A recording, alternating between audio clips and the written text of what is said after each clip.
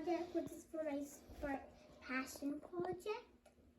My topic is space exploration. First, animals go to space, and like there's a dog, and like there it's a monkey, which go to space. Alan Shepard was the first American to go into space, but Neil Armstrong was the first to go on the moon. And this is Apollo 15, and this is the ISS. What does the ISS stand for? It stands for International Space Station. And that's Hubble. It takes pictures of galaxies. These are rovers. And that one is Curiosity. It takes a selfie when it was on Mars. That is supposed to be a transport for the International Space Station. It goes back and up, back and up, back and up, back and up. That is Perseverance. He's trying to go to a dried up river on Mars. And this is SpaceX. And they are a private group which works with NASA. And people are trying to go land on an asteroid. This is all going to happen this year. First thing you do is understand the galaxy even if you're at home. So that is the sun, and the sun's very, very hot. And if a tin can to go in the sun, it would get melted. Hot. And that's Mercury. That's the second. That's very hot too because it's the closest to the sun. That's a Venus, and Venus is hot, but it's not as hot as this, as Mercury. And Earth is what we live on, and Earth is the just right temperature. Not too cold and not too hot. And this is Mars. That's where Curiosity took its selfie, like its picture itself. And this is the asteroid belt. That's where you know there is gas planets are coming up. And that is Jupiter. It's a gas planet. You can't walk on it. You fall through it. And you have no light if you're inside. Even if you have a flashlight, it would not work. It will be totally dark. And this is Saturn. And Saturn has wings, which are made of ice and dust. And this is Uranus. It spins not like this around the sun. It spins under and over. That's how it orbits the sun. And this is Neptune, which is the coldest of them all. And we didn't have enough space, but if you look on a picture, or if you look at Pluto, there will be Pluto, which is not a planet, but it's a dwarf planet. And it has the Metis belt, I think, which are sort of like the asteroid belt. And Pluto is very, very cold. It's so far away, even far away Neptune. Once you leave our galaxy, you know you leave it. Because you will see nothing. But once you're starting to, you will see stars. People with study sky and space from home are called astronomers. and they study stars, black holes, and planets. And I interviewed one for my research. And also, she talked to me how stars are formed and other stuff.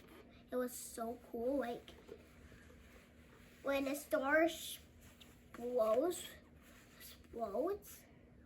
it turns into a black hole. Like, if you ever see a star, maybe you'll think, like, one day that'll come into a black hole. Here's some few clips of my conversation with the astronomer. It's nice to meet you. My name's Amanda. I heard you have some questions about astronomy. The was like any telescopes to see it, or do you like look like from your house? That's a really cool question. So I am what's called an observational astronomer, which means all of my work comes from telescopes. So I've used a lot of different telescopes as an astronomer, and I've actually done it all from my bedroom because we do it all through computers now. So I've used telescopes in Spain, on top of a mountain in Spain, to look at my stars. I've used telescopes in Chile, in South America, to look at my stars. And I've even used telescopes up in space, orbiting around the Earth. What? Yeah. Yep. Like the Hubble telescope? Exactly. Yeah. I've used Hubble, and there's a second one called Spitzer that I used. Spitzer? Mm-hmm. Yep. So I just tell the telescope, this is what I want to look at. And then the telescope will look where I want it to look. And then it sends me that data later. When you enter another galaxy, is there any way you know? Yeah. So when you leave our galaxy, what you'll see is the number of stars around you are going to actually begin to change. There's going to be fewer and fewer stars until suddenly there's no stars around you and you're now in between galaxies. Like no planets, no nothing? Nothing. It is completely empty. Yep. Now, if you go sideways, you might actually find maybe something because if there's nothing, that kind of makes me kind of scared. That's fair. But you would still be able to see our galaxy. You just have to look out behind you in the back window. So you wouldn't be totally alone. But it would be very exciting. And I agree, maybe a little scary. I know, people are starting to get closer and closer, to living on Mars. Yeah, and also, knowing there's life there. Those are two really big things that NASA is working on right now. On the one hand, NASA's actually trying to get people to fly to Mars in the next 10 or 20 years or so. So by the time you're old enough to be an astronaut, there might be people going to Mars, which is really exciting. Now, as for life on Mars, we're fairly sure that we haven't found anything there yet. But we're still searching for little microbes, so little tiny pieces of life up at the poles. So the North Pole and the South Pole. So people are starting to they recently discovered they might there's cracks and there might be water in them, scientists think. So Mars has ice on it, so water ice at the poles, but people do think that there's little bits of water underneath the surface of Mars. So yeah, Mars could very potentially have water. So what's the most important part of space exploration? So I'm going to give you two answers. Is that okay? So I'm going to say one of them is putting people on the moon. So that happened quite a while ago, but that is still, I think, one of the biggest feats that we have done in humans exploring space. Now, another one I'm going to say is the rovers. So Mars has a bunch of huge robots on them, right? The Mars rovers. And what we're using them to do is study this completely different planet and learn about its surface. And we've actually been able to map out Mars just like we have here on Earth. So we can actually make a globe of Mars with all of the information we have of it. So I would say those two things are probably the biggest advances we've had so far. Okay. I feel like the coolest thing, I think, is putting Curiosity on Mars. Curiosity is my favorite of the rovers. Yeah.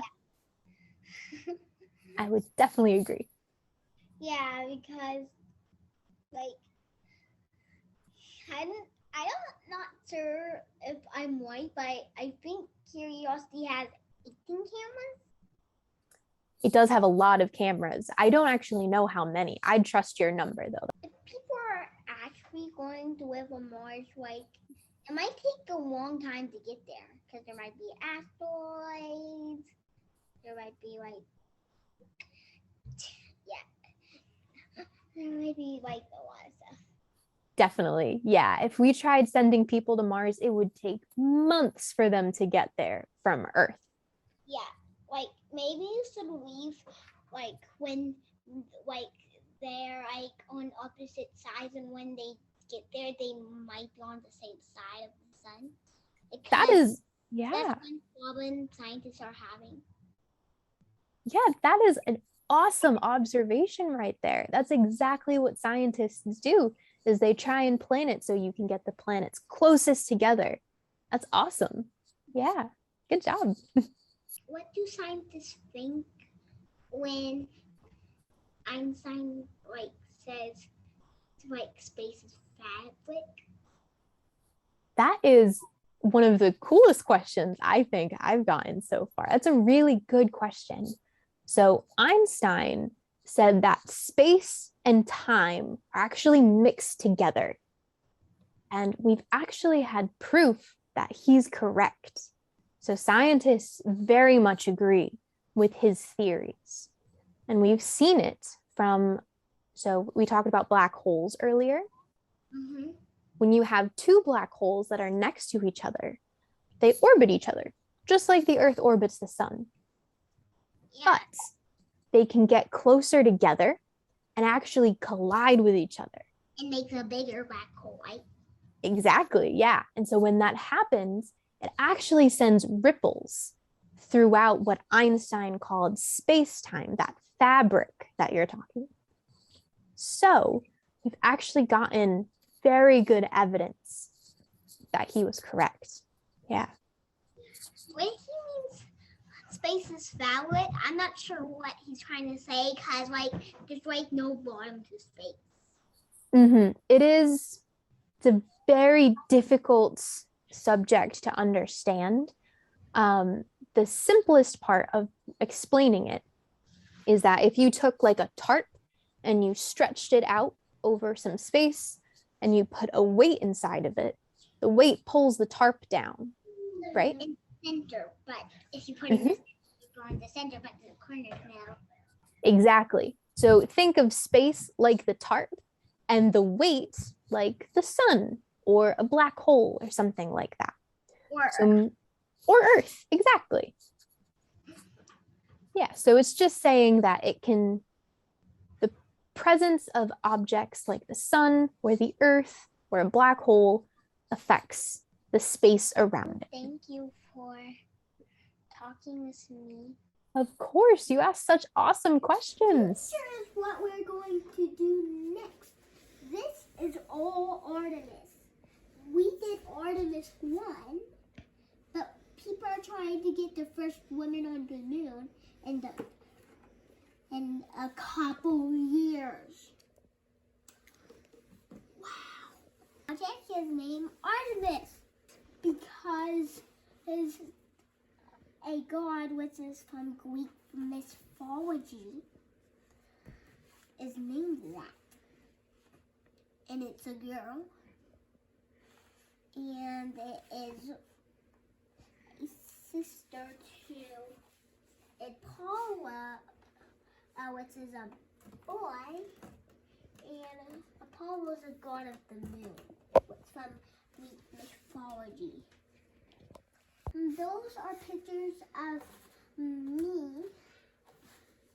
Those are from like when this rover launched. There was like an app, and I got to take pictures of it with it. And that's me with a rover, and that's me fixing the rover. Space exploration has to do with the future most of the time, because you never know what's going to be out there, and the future might lead you to becoming an astronaut. People are trying to be on Mars someday, too. You might be the first person to go on Mars. See you sometime soon. Bye!